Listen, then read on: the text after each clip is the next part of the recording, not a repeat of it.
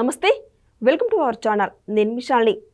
ప్రజా దర్బార్ గాలికి వదిలేశారని చెప్పి టీడీపీ ఎమ్మెల్యేలు ఎమ్మెల్సీలపై మంత్రి నారా లోకేష్ గారు మండిపడ్డారు. అయితే దీని మీద పూర్తిగా విశ్లేషించడానికి మనతో పాటు స్టూడియోలో ఉన్నారు ప్రముఖ రాజకీయ విశ్లేషకులు అడుసుమల శ్రీనివాస్ గారు ఉన్నారు. వారిని అడిగే విషయాలను తెలుసుకునే ప్రయత్నం చేద్దాం. నమస్కారం సార్. సార్, ఈ రోజున ప్రజా దర్బారు గాలికి వదిలేశారని మంత్రి నారా లోకేష్ గారు మండిపట్టడం, అలాగే మంగళగిరి కార్యాలయంలో కూడా నిర్వహించాలని ప్రజా దర్బారు మంత్రి నారా లోకేష్ గారు చెప్పారు.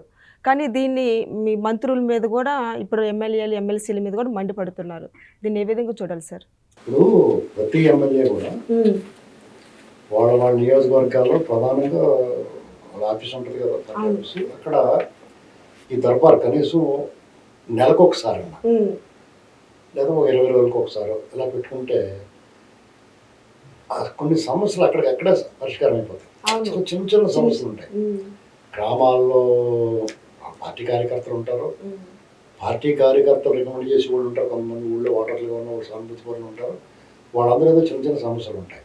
పోలీస్ అని, రెవెన్యూ అని, లేకపోతే వాళ్ళకైనా రావాల్సిన బిల్లులు అని, అనారోగ్యం అని, లేదా చదువులని, చిన్న చిన్నవి ఉంటాయి. వాళ్ళు పరిష్కారం చేయగలిగింది వాటిని అక్కడే సార్ట్అవుట్ చేసి ఇచ్చి వాళ్ళు కలుసుకుంటే వాళ్ళకి తృప్తి ఉంటుంది. మనం వెళ్ళాము, మన ఎమ్మెల్యే గారిని కలుసుకున్నాం, మన సమస్య చెప్పాం, వాళ్ళు పిఎల్ 10 మంది మార్బల్ ఉంటుంది కాబట్టి దాన్ని ఒక 10 మందికి అప్ చెప్తే వాళ్ళు సాల్వ్ చేస్తారు.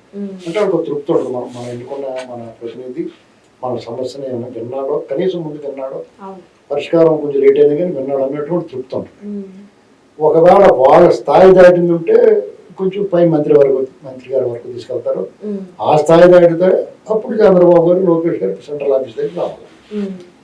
ఇవన్నీ దాటుకుని డైరెక్ట్గా అక్కడికి వెళ్తున్నారు. దాని అర్థం ఏంటంటే లోకల్గా కొంతమంది వీళ్ళ విషయం పట్టించుకోవట్లేదు అనేటువంటి తేటతాలు. నేను రాజేష్ గారు కూడా అదే రాశాడు. నేను పొద్దున్న ఇంతమంది ఉన్నారంటే అక్కడ ఎమ్మెల్యే వైఫల్యం ఇది అని.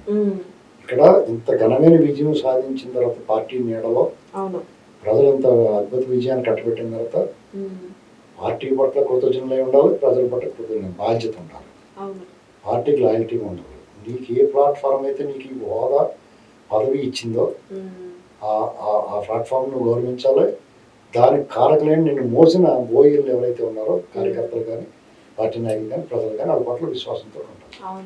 ఈ రెండు నేను చాలా గొప్ప, నా వల్లే, నా రూపురేఖ లావణ్యాల వల్లే మీకు గెలిచాము, ఏదో మా సత్తం ఏం డబ్బు వచ్చి పెట్టావంటే, నువ్వు డబ్బు వచ్చి పెట్టినా కానీ నీలో జగన్మోహన్ రెడ్డి వచ్చి పెట్టాడు, ఎందుకు వెళ్ళలేదు ఏంటంటే. కాబట్టి నేను గుర్తుపెట్టుకోవాలి, నువ్వే కాదు నీ ప్రత్యర్థి కూడా ఖర్చు పెట్టే డబ్బులు నువ్వు ఒకడే ఖర్చు పెట్టి మీ ప్రత్యర్థి జేరు చేయట్లేదు, ఇంట్లో కూర్చోలేదు. కాబట్టి నువ్వు ఖర్చు పెట్టి అతను ఖర్చు పెట్టాడు. ప్రజాదరణ నీకు ఉందా పార్టీ వల్ల, అది గుర్తుపెట్టుకోవాలి. దాదాపు 5 గంటల సమయం పట్టింది ఆ మీటింగ్ జరిగి కూడా. నియోజకవర్గాల నుంచి ప్రజలందరూ వచ్చి కూడా మీటింగ్ లో పాల్గొంటే సందర్భాలండి. క్షణం తీరిక లేకుండా అతను ఉన్నాడు. అతను విదేశాల పర్యటన ముగించుకు వచ్చాడు.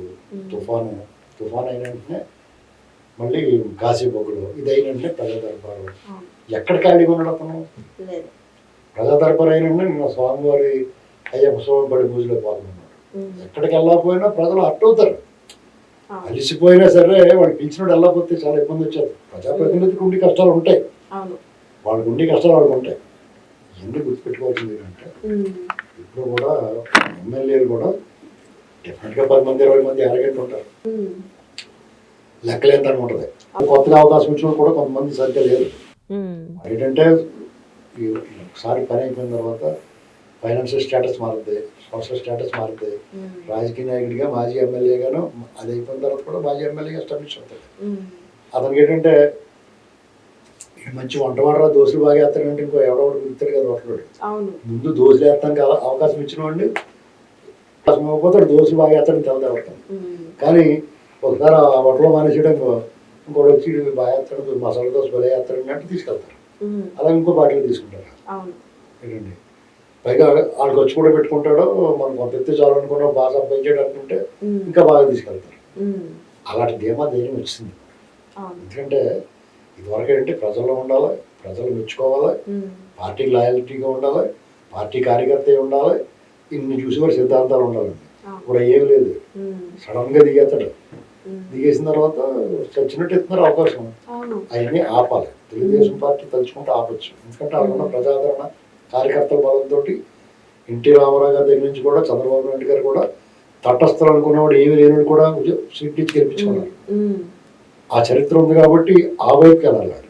పార్టీ లాయలిస్ట్ని చూసుకోవాలి. తటస్థలు కూడా ఇవ్వకూడదు. ఈసారి ఆడు మోసం చేశారు. పార్టీ కార్యకర్తగా పనిచేసి ఉండాలి, పార్టీ మీద అభిమానం ఉండాలి, పార్టీ నాయకుడి పట్ల గౌరవం ఉండాలి, ప్రజల పట్ల బాధ్యత ఉన్న వాడికి ఇస్తే ఎప్పుడు చెడ్డ పేరు రాదు. మేడం అంతసేపు కూడా పార్టీ కాపాడటానికి, ప్రతిష్టని కాపాడటానికి ట్రై చేస్తారు. ప్రజల పట్ల బాధ్యతగా ఉంటారు. అదే ఆలోచిస్తారు వాళ్ళు కూడా. ఎందుకంటే సగాలు తగిలేసింది. అర్థమైందండి. 5,000 మందిని ఆయన హ్యాండిల్ చేయాలంటే అంతమంది ఎన్ని పిటిషన్ తీసుకున్నాడు ఓపిక అనుకోకపోతున్నాం. వీళ్ళందరూ వర్క్ డివిజన్ ఉండాలి కదా. మాకు ఎమ్మెల్యే వచ్చింది, ఎమ్మెల్సీ సీట్, లేకపోతే బట్టలు పెట్టుకునే దానికి వెళ్ళి వచ్చేది చాలా ఉంటుంటే కుదరదు. ప్రజలు ఉండమంటే ఇదే అనుకుంటున్నారు. అది పక్షులు కట్టి అర్థం అనుకుంటున్నారు. ప్రజలు ఉండమంటే అది కాదండి.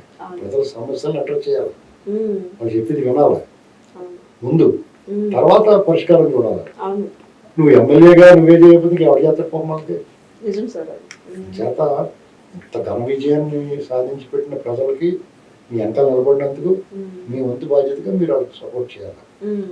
పార్టీ కూడా సపోర్ట్ చేయాలి. మీకు అవకాశం ఇచ్చినందుకు, మిమ్మల్ని గెలిపించినందుకు, ప్రజలకి అవకాశం ఇచ్చినందుకు పార్టీకి వాళ్ళు చెడ్డ పేరు తీసుకురాకుండా ఉండాలి.